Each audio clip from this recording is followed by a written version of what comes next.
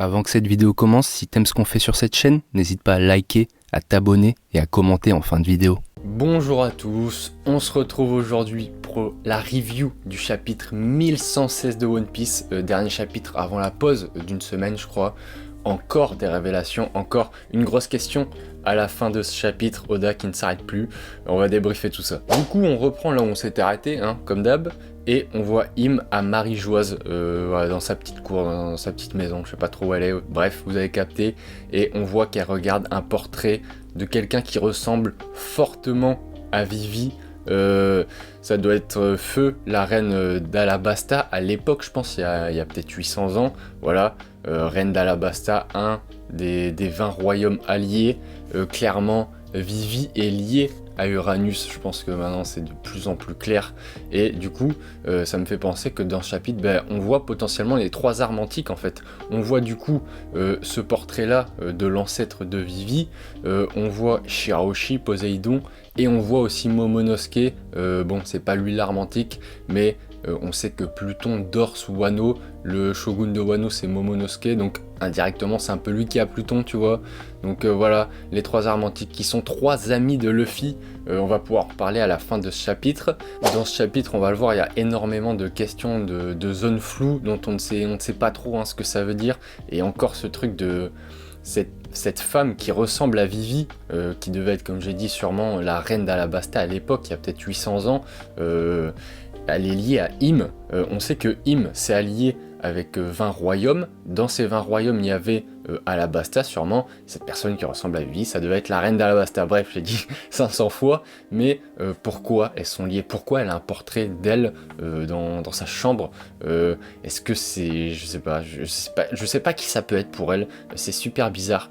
Vivi, on sait qu'elle a fait tomber la pluie à Alabasta pour faire cesser la guerre, et on sait que Uranus ça vient du ciel un peu, donc la pluie qui tombe du ciel, Vivi est liée à Uranus, son ancêtre est en portrait chez Im, donc voilà, clairement j'ai aucune réponse à vous apporter, on va les avoir la réponse à un moment, on voit ça commence à se décanter très fortement, mais voilà, c'est encore un de ces mystères de One Piece. Et dans tout ce lot de révélations, on a un peu comme à chaque chapitre, derrière le petit passage juste pour faire avancer l'intrigue secondaire sur Stussy qui dit à Edinson putain ok je me barre, mais est-ce que tu peux libérer Kaku s'il te plaît? Edinson qui dit j'y vois pas d'inconvénient, de toute façon là je pense qu'il a autre chose à foutre que d'aller chasser les Mugiwara, et du coup voilà, Edinson qui dit c'est vrai putain on t'a fait trahir quand même tes amis, Lucci et Kaku c'était quand même tes amis, mais ça prouve cette dualité qui est en toi, que t'éprouves des remords à avoir trahi Lucci et Kaku, ça prouve que t'es humaine, que t'es pas juste un clone ou juste une machine,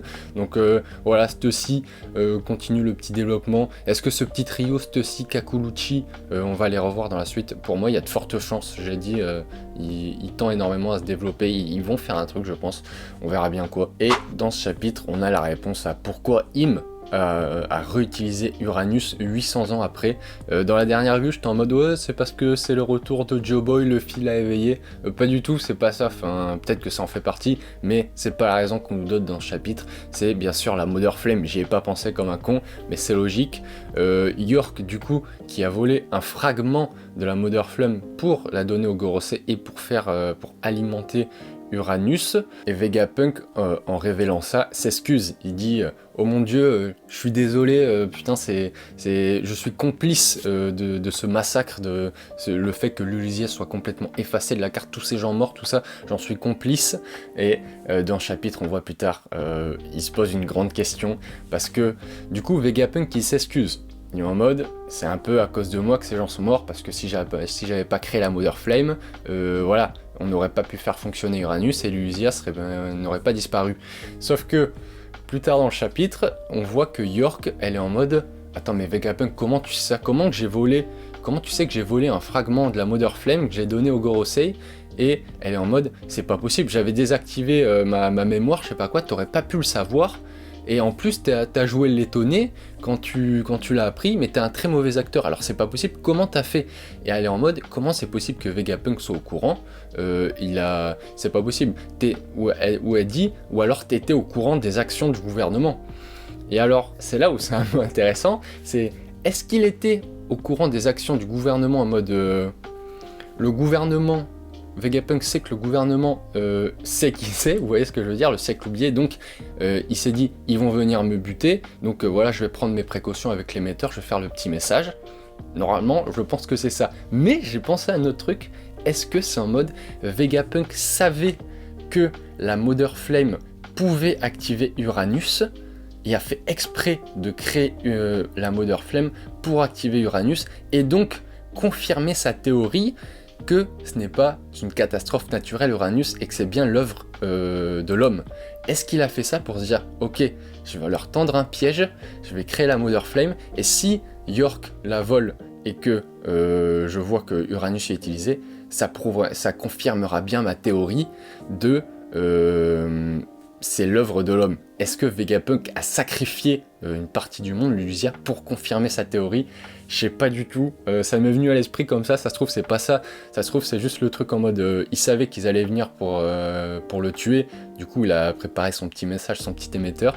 Je pose ça là, hein. Au pire si c'est une connerie ça sera pas la première que je dis, mais Vegapunk, moi j'ai un peu du mal à le cerner. Est-ce que ce mec est full gentil et full bienveillant? Je sais pas, parce que c'est un scientifique et les scientifiques ils adorent le progrès.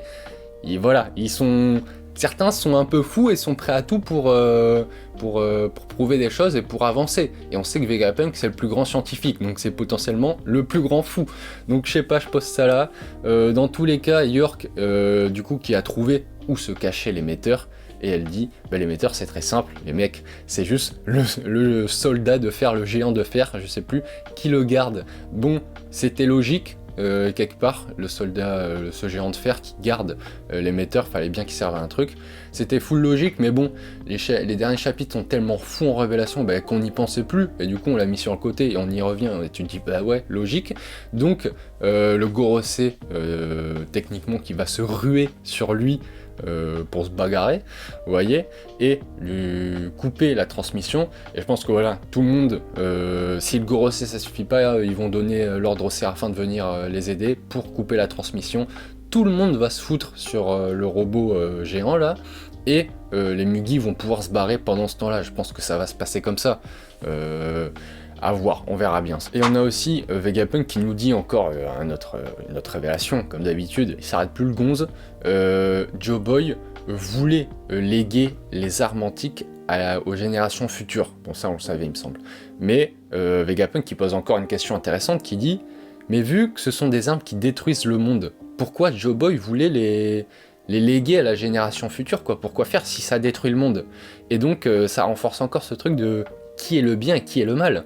Parce que si Joe Boy c'est tant le bien que ça, pourquoi il voulait léguer aux générations futures des armes qui pouvaient détruire le monde?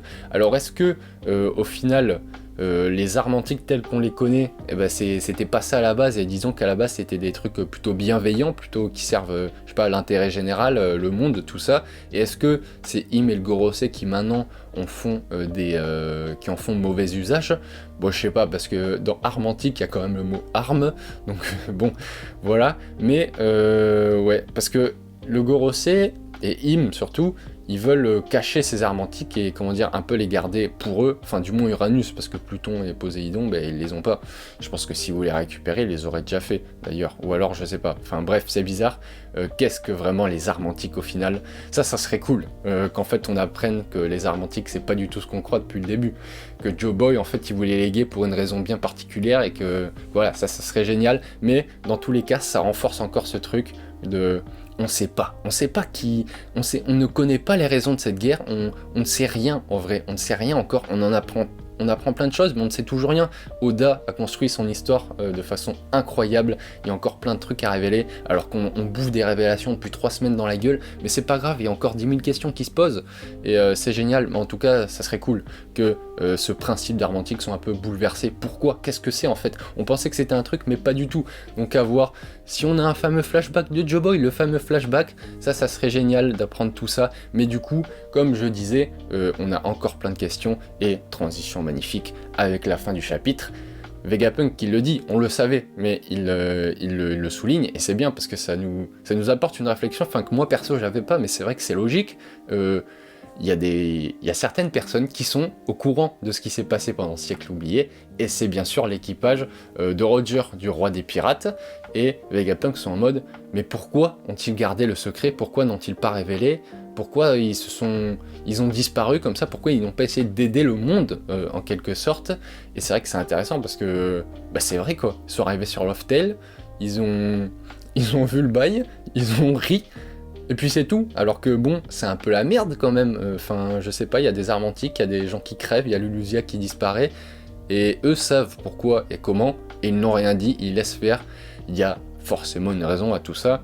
Vegapunk qui dit pourquoi n'ont-ils pas agi? On sait que quand Roger et son équipage sont arrivés sur Loftel, ils étaient en mode oh merde, on est arrivé trop tôt. Donc pourquoi ils n'ont pas agi? Parce qu'ils pouvaient pas agir à cette époque-là.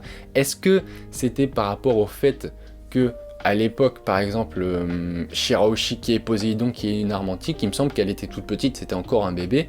Est-ce qu'elle pouvait vraiment faire quelque chose? Parce que si on part du principe que les armes antiques sont la réponse un peu à tout, si on allie les trois, bah voilà, on va pouvoir un peu sortir de là. Je sais pas comment trop dire ça, mais je pense que vous m'avez compris. Vivi qui était une enfant aussi, enfin je sais même pas si elle était née au final. Et Momonosuke, bon... À cette époque-là, en fait non, j'ai dit une connerie, c'est pas Momonosuke, c'est Pluton.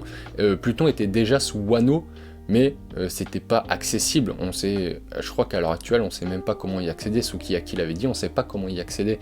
Donc, est-ce que c'était trop tôt en mode Roger pouvait pas se servir des armes antiques à l'époque, pour toutes les raisons que j'ai énumérées? Je sais pas, mais en tout cas, Rayleigh qui continue sur ce truc en mode...